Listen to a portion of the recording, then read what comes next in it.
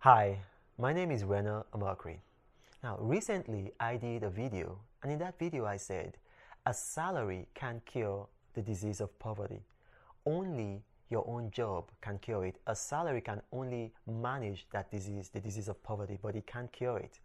Now, after that video, I got a lot of feedback from the public. It was very positive feedback. A lot of people said, Reno, you opened up my eyes or our eyes to an area that we had overlooked. But I had one person, I think maybe two, or it could have been one person who said, no, a high paying job can actually cure the disease of poverty. Now, here's the thing, even a high paying job can't cure the disease of poverty. You see, it merely increases your standard of living. And you cannot maintain that standard without that job. So what happens is that you're tied to the job. Now, you get a high paying job, and then, for status purposes, or, just maybe because of the kind of job that you have, you move to a different place, it affects the kind of car you drive, it affects your lifestyle. Now, here's the thing, you lose that job, and then you can't maintain that lifestyle.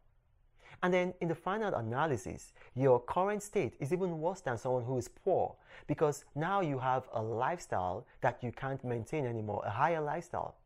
Now, this is the reason why many Wall Street bankers and many stockbrokers, not just in Wall Street, City of London, any, like high net worth financial zone, this is why a lot of them commit suicide when they lose their high paying jobs, because they can't maintain that standard of living after losing the job. Now, I'll tell you a story. You probably heard of Brian Acton. Brian Acton went to Facebook. He answered an ad and went to Facebook for a job. Unfortunately, or so he thought, he wasn't employed by Facebook. Now, rather than become depressed, he went home and he went back to pursue his passion, which was writing code and developing apps. Now, along with his friend Jan Koum, he developed an app called WhatsApp.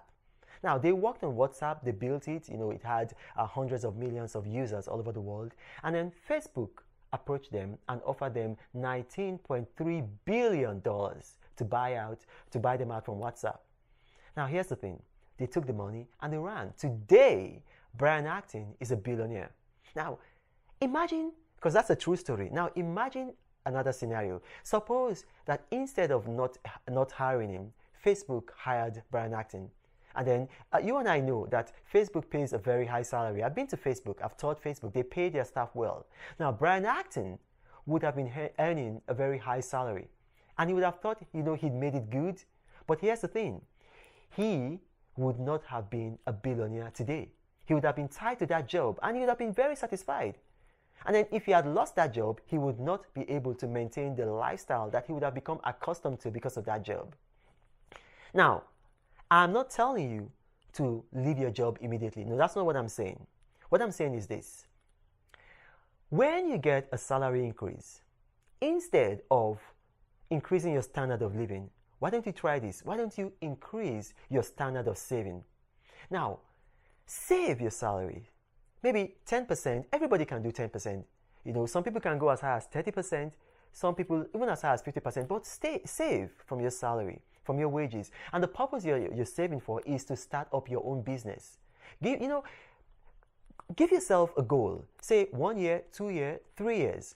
Now, here's the thing. Don't keep up with fashion. Don't get a new phone when your old phone is working. Don't get an upgrade to your car because the latest version is out. Don't buy designer clothes when your previous clothes still size you. Here's the thing. Keeping up with fashion is fashionable. It's nice.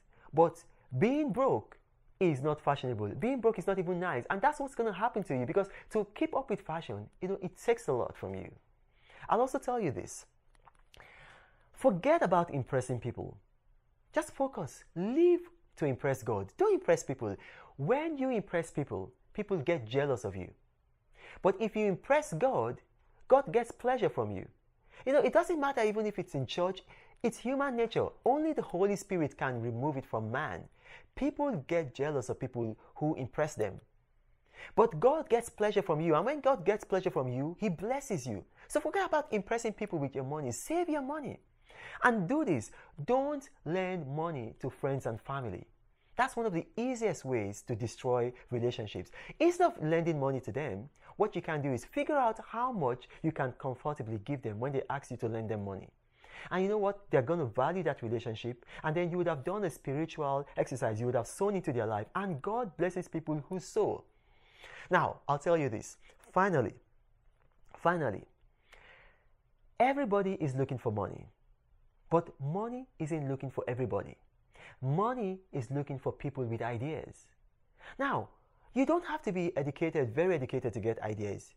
You know, it's good if you have a PhD, you could have a master's degree, but you don't even need that. You don't even have to have gone to college to be educated and to ideate. Anybody can ideate at whatever level they are. Mark Zuckerberg, he left college, he left Harvard. Apple was founded by people who didn't have a college degree. Bill Gates, no college degree, but they ideated, and look at where they are today. So practice 30 minutes of your life every day. Ideate. Think about ideas. And then when you get those ideas, money will follow those ideas. My name is Reno Mokri, and you can follow me on Twitter at Reno Mokri, or on Facebook, and I thank you for watching.